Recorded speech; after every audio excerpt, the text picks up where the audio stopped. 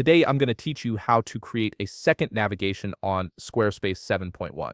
This is incredibly useful if you want to add additional menu options or organize your site's navigation in a more customized way, especially since the 7.1 version doesn't have a built-in tool for creating multiple navigations. Before we dive in, there's one important thing you need to know. Creating a second navigation on Squarespace 7.1 requires you to have prepared code for your second navigation.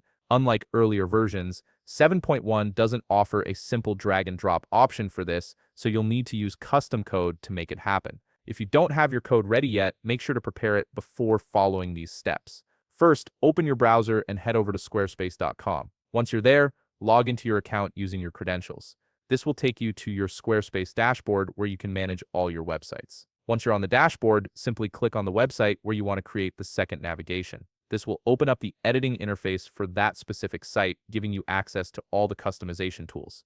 Now, on the left side of your screen, you'll see a menu with several options. Click on Website, and directly under it, click on Pages. This section allows you to manage all the pages and navigation elements of your site. It's the central hub for organizing your site's structure.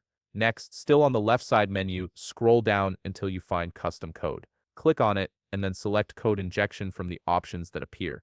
This is where Squarespace allows you to add custom HTML, CSS, or JavaScript to your site, giving you more control over its appearance and functionality. You'll now see a page with several fields where you can inject code. Focus on the header field at the top. This is where you'll paste your prepared code for the second navigation. Simply paste your code into the header field.